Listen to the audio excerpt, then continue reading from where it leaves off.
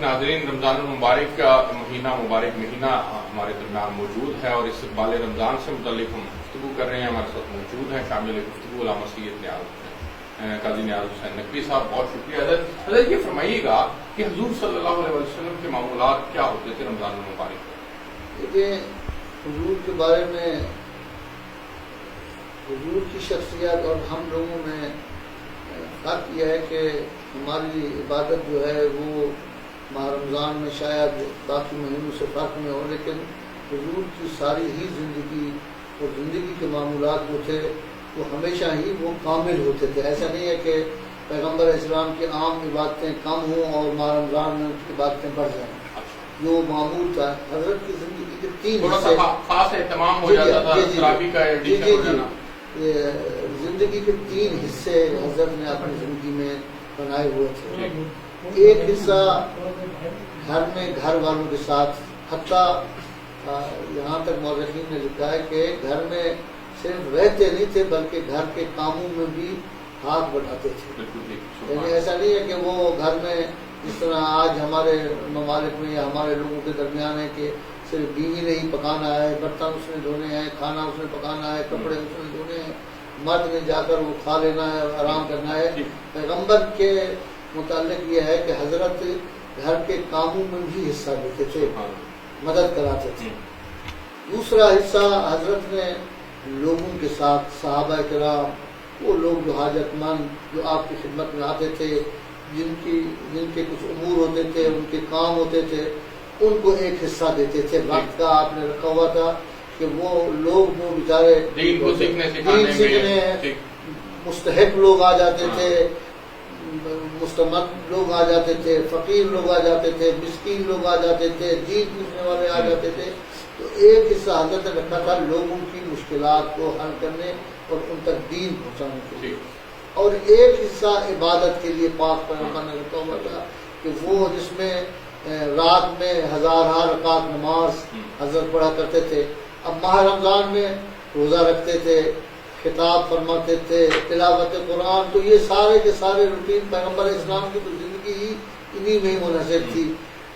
اور تیسرا حصہ، اور یہ لکھا ہے مورخین نے کہ اور یہ خصوصیت تھی کہ جب لوگوں میں بیٹھتے تھے نا، جو آج کے رسم و رواج ہے، اگر کوئی بڑی شخصیت ہے تو اس نے بڑی کرسی پہ بیٹھنا ہے، اور کوئی لوگ ہیں تو ان کے سامنے بیٹھنا ہے. تو پیغمبر اسلام کی زندگی ایسی تھی کہ اگر کوئی باہر سے جو پیغمبر اسلام کو نہیں پہچانتا تھا کہ یہ پیغمبر ہے آتا تھا تو اس کو پتہ نہیں چلتا تھا کہ ان لوگوں میں پیغمبر کون. یعنی اس طرح گھل مل کے بیٹھتے تھے کہ سارے لوگوں کے ساتھ جس طرح عام لوگ بیٹھتے تھے حضرت بھی اسی طرح بیٹھتے تھے. خاص جگہ نہیں بنائی ہوئی تھی بیٹھنے کے لیے لوگوں کے ساتھ. تو لذا یہ آپ کی خصوصیت تھی. لذا مورخین نے لکھا ہے کہ جب عبادت کا وقت آتا تھا یا نماز کے لیے کھڑے ہوتے تھے تو رنگ حضرت کا جو ہے وہ زرد ہو جاتا تھا. اور بالکل پھر وہی لوگ جو بیٹھے تھے نا، جو اس وقت باتیں کر رہے تھے، وہ کہتے تھے پھر پیغمبر ہمیں نہیں پہچانتے تھے. وہی لوگ جو ابھی ایک منٹ پہلے پیغمبر کی خدمت میں بیٹھے تھے، باتیں کر رہے تھے، جب حضرت عبادت کے لیے کھڑے ہوتے تھے تو وہ ان کو نہیں پہچانتے تھے، اس لیے کہ اس وقت حضرت کی توجہ صرف خدا کی طرف ہوتی تھی. یعنی بالکل دنیا وما فیہا سے بالکل غافل ہو جاتے تھے. اور لوگ وہی تعجب کرتے تھے کہ ابھی تو آپ میرے ساتھ بات کر رہے تھے، میرا نام لے رہے تھے، لیکن اس وقت پیغمبر کی توجہ جو ہے وہ عبادت کی طرف ہوتی تھی. اچھا حضرت یہ بتائیے گا کہ رمضان المبارک میں شیطان کے جکڑے جانے سے کیا ہوا؟ اس لیے تو خداوند تبارک و تعالیٰ نے تو فرمایا ہے کہ جو لوگ ماہ رمضان میں عبادت کریں گے تو ظاہر ہے کہ اگر شیطان کو بھی اسی طرح کھلا رکھیں گے تو پھر ظاہر ہے کہ وہ عبادت وہ تو روکے گا عبادت سے. تو خداوند تبارک نے یہ سہولت بھی دی ہے ماہ رمضان میں. یعنی اگر اس کے باوجود بھی ہم اگر عبادت نہ کریں خدا کے رمضان میں تو اس سے شقیق اور انسان نہیں ہو سکتے، اس لیے کہ شیطان کو بھی وہ چھٹی نہیں ہے جو عام حالات میں چھٹی ہے. جس سے رمضان کی فضیلت اضافہ ہوتا ہے کہ بھائی آپ کو جیسے کہتے ہیں نا کہ سہولت فراہم کرنا.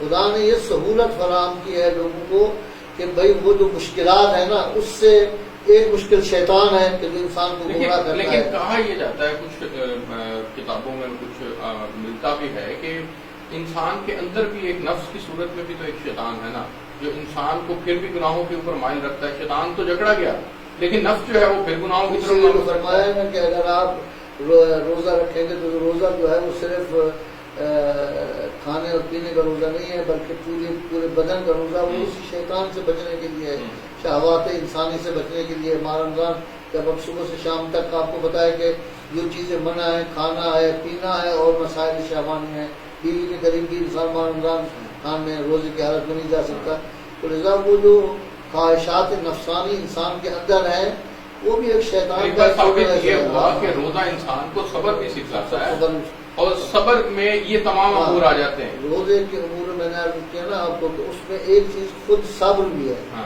یہ جو بھوک ہے، پیاس ہے، تو کہتے ہیں کیوں انسان کو بھوکا رکھا گیا ہے، تو یہ پیغمبر اسلام کی حدیث کا حصہ میں آپ کو سنوں، فرمایا وَاذْكُرُوا بِجُوعِكُمْ وَعَطَشِكُمْ فِيهِ جُوعَ يَوْمِ الْقِيَامَةِ، یہ جو آپ بھوکے پیاسے ہیں، دن میں روزہ رکھا ہوا ہے، تو اس سے آپ کو قیامت کی آتش اور بھوک یاد دلائی جا رہی ہے، یعنی ابھی سے ہی ٹریننگ آپ کو دی جا رہی ہے کہ اس سے آپ کو قیامت والے دن فائدہ ہوگا۔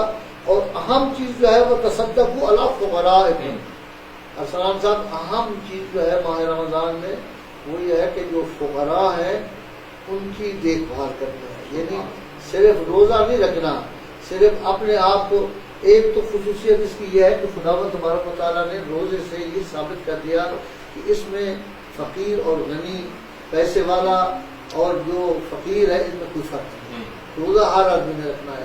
یعنی جس طرح ایک فقیر آدمی جو ہے اس نے روزہ رکھنا ہے، اسی طرح وہ جو مالدار ہے اس نے بھی روزہ رکھنا ہے، یعنی کسی قسم کا فرق خدا نے نہیں رکھا۔ ایک حکمت روزے کی کیا ہے، یہ بیان کی گئی ہے کہ روزے میں کوئی غنی اور فقیر میں فرق نہیں ہے، لذا اس پیسے والے آدمی کو بھی پتہ چلتا ہے کہ فقر کتنی بری چیز ہے، اور جو لوگ فقیر ہیں وہ کیا کرتے ہیں۔ تو تقریباً کوئی 10-15 چیزیں علماء نے لکھی ہیں روزے کی حکمت کے سلسلے میں۔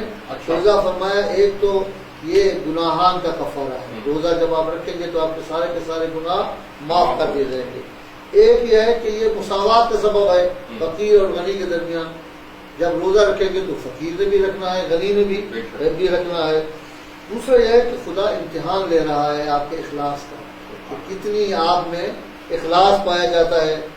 پھر یہ ہے کہ یہ بدن کی زکوٰۃ ہے، ہر چیز کی زکوٰۃ ہوتی ہے، روزہ جو ہے بدن کی جو ہے زکوٰۃ ہے۔ پھر آپ کو یہ بھوک اور پیاس، قیامت کی بھوک اور پیاس یاد دلا رہی ہے، لذا یہ جو انسان کے دل میں درد، مشکلات، یہ چیزیں ہوتی ہیں، تو اس سے یہ آپ کو درس ملتا ہے روزے کے رکھنے سے۔ اسی طرح انسان کا دل جو ہے وہ اس کو آرامش ملتی ہے جب آپ روزہ رکھیں گے، یعنی خدا کے دربار میں چلے گئے۔ جب خدا کے دربار میں چلے گئے تو سب کچھ آپ نے دنیا کا چھوڑ کر خدا کے قرب حاصل جب کیا ہے تو آپ کے دل میں کیا پیدا ہوگی، ایک آرامش، ایک تسکین آپ کو حاصل ہوگی۔ شیطان کی دوری کا بھی سبب ہے، جیسے میں نے پہلے ہی آپ کو کہا کہ روزہ جو ہے اس سے شیطان جو ہے وہ دور ہو جاتا ہے، تو لذا کافی سارے۔ پھر خداوند تبارک و تعالیٰ نے فرمایا ہے کہ روزہ دار کو خود ہی میں بہشت میں داخل کروں گا۔ فضائل رمضان میں بھی ہے کہ آپ کے لیے جنت کے دروازے کھول دیے جاتے ہیں اور جہنم کے دروازے بند کر دیے جاتے ہیں۔ فرمایا الصوم لی وانا اجزی بہ، کا معنی ہے کہ خود خدا دروازے جو ہے وہ بہشت کے کھول دے گا اور جہنم کے بند کر دے گا، اور جو دعا آپ اس وقت خدا سے مانگیں گے وہ رد نہیں کرے گا خدا۔ آپ کی ساری اس میں دعا میں تو افطار کے وقت میں دعا مانگنا بھی قبولیت کی گھڑی ہوتی ہے نا وہ۔ جی وہ افطار جو ہے خود ایک ثواب ہے، کسی مومن کو افطار کرانا فرمایا اس کا ثواب اتنی ہے جتنی ایک روزے کا ثواب ہے۔ ایک روزے کا اتنی ثواب ہے جس طرح عام عبادت کا ثواب ہوتا ہے، روزے کا 70 برابر زیادہ ثواب ہے عام عبادت سے۔ تو فرمایا اگر آپ ایک مومن کو یا ایک مسلمان کو افطار کرائیں گے تو آپ کو ایک پورے روزے کا ثواب ملے گا۔ صحابہ نے کہا کہ یا رسول اللہ ہم غریب ہیں، فقیر ہیں، ہم مثلا پیسے نہیں ہیں، کیسے افطار کرائیں؟ فرمایا ایک گھونٹ پانی کا بھی پلا دیں، آدھی کھجور بھی کسی کو دے دیں اور روزہ افطار کرا دیں گے، تب بھی یہ ثواب خدا آپ کو عطا کرے گا۔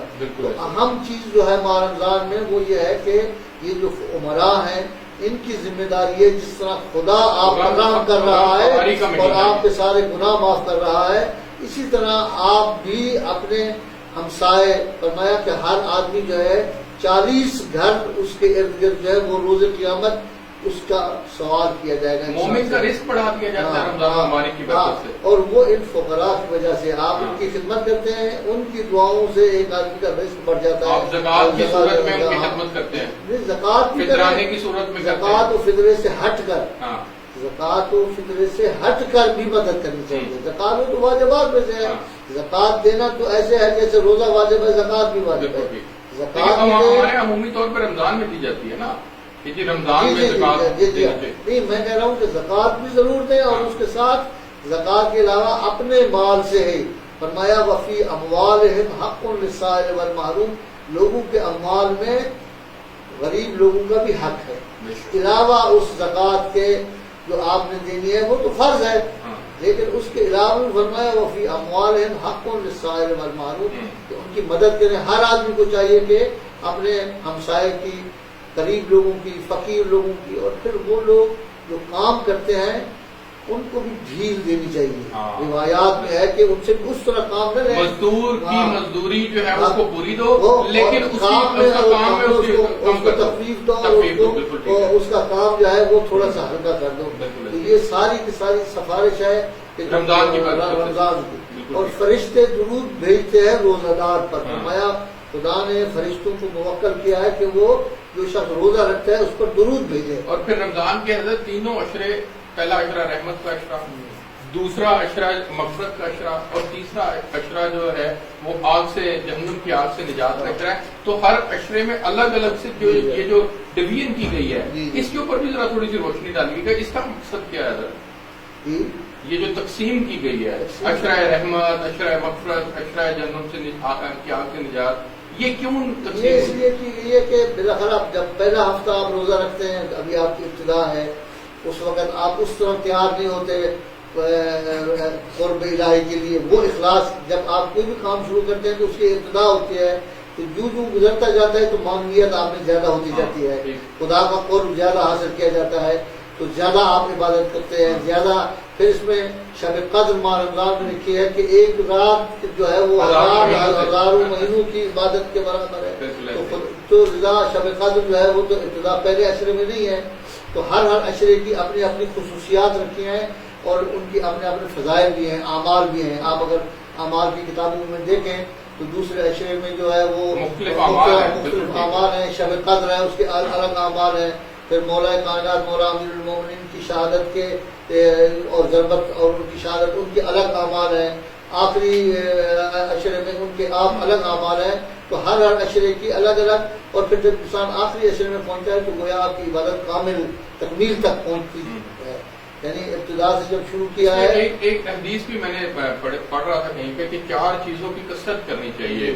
کلمہ طیبہ کی کثرت کرنی چاہیے, استغفار کی کثرت کرنی چاہیے, جنت کی طلب کرنی چاہیے, اور آگ سے پناہ مانگنی چاہیے اللہ رب العزت سے. اس رمضان المبارک کے مہینے میں یہ 4 خصوصیت حدیث کا مفہوم ہے. پھر فرمایا کہ خدا غفر لہ ما تقدم من ذنبہ, صرف اس وقت کے گناہ نہیں معاف کرے گا, اس ماہ رمضان تک جتنے آپ گناہ کر چکے ہیں, فرمایا پچھلے سارے کے سارے گناہ معاف کر دے گا پوری زندگی کے.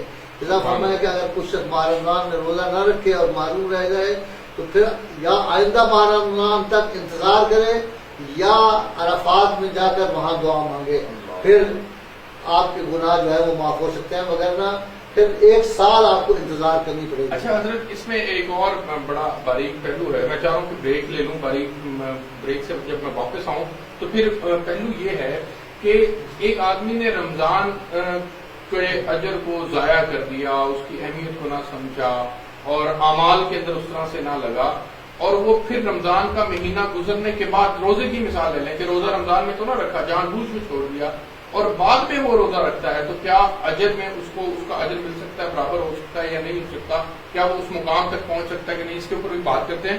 رمضان المبارک کے حوالے سے اسپیشل پروگرام جاری ہے. علامہ